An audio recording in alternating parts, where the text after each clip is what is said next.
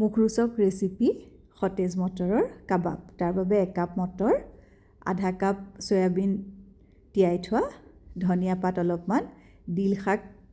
এই শাকটো নাজানো বাৰু, বজাৰৰ পৰা আনোতে আহিছিলে এবাৰ। আপুনি তাৰ ঠাইত সিজোৱা পালেং শাকো ব্যৱহাৰ কৰিব পাৰিব। এটা জলকীয়া আৰু 1 ইঞ্চি আদা মিক্সিত পিহি ল'ব। পিহোঁতে 2-3 চামুচ পানীৰো ব্যৱহাৰ কৰিব পাৰি। এটা কেঁচা আলু পিহি ল'লোঁ। সকলোখিনি মিহলাই ল'লোঁ। 2 চামুচ বেচন দি দিলোঁ। 2 চামুচ ৰোষ্টেড বেচন বা এনেও বেচন দি দিলেও হ'ব। তাতে আধা কাপ ব্ৰেড ক্ৰাম্বছ দিলোঁ।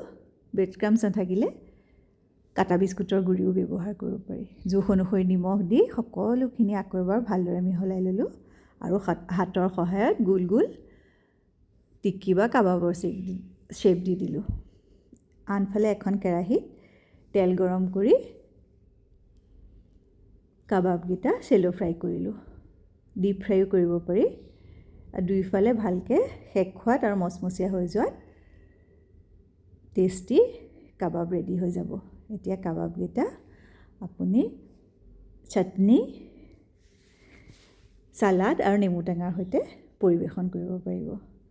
অতি সহজে বনাব পাৰি আৰু খাবলৈ খুবেই সোৱাদ আৰু মুখৰোচক। ভিডিঅ'টো চোৱাৰ বাবে সকলোকে ধন্যবাদ। Bye bye.